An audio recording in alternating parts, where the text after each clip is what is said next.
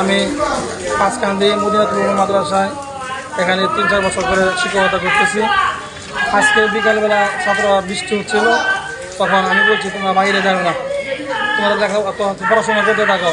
তখন মাগরিবের যখন টাইম হয়ে যাচ্ছে, তখন আমি তাদেরকে বললাম যে অজু নাই, অজু করে আসো। তখন অনেক ছাত্র, অধিকাংশ ছাত্র কিছু ছাত্র অজু করতে গেছে।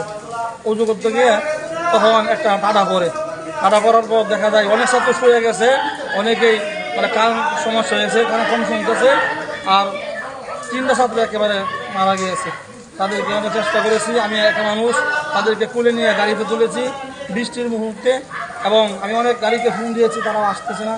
আমি তারপর বড় হুজুরকে ফোন দিলাম, বড় হুজুর আসছে, গাড়ি নিয়ে আসছে, এবং বড় হুজুর, কারি সাহেব হুজুর, আমাদের সারা শিক্ষক, বড় ছোট ছাত্র, তারা সকলে মিলে কী করলো, এই 4জন ছাত্রকে হাসপাতালে, শিক্ষক হাসপাতালে নিয়ে আসলো। আচ্ছা, যখন কতজন এরকম আহত হয়েছে 5-6 জন।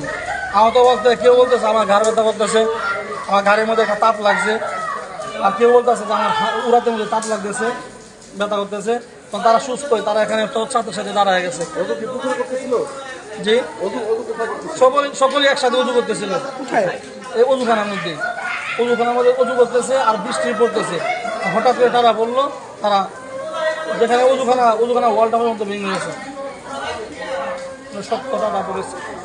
আচ্ছা, এখন 3 জন মারা গেছে, আর বাকিদের কি হবে? বাকি একজন কানে কম শুনতেছে, সে আসে, সে আমার বাতি যাওয়া, সে হাসপাতালে আছে, তার চিকিৎসা করতেছে।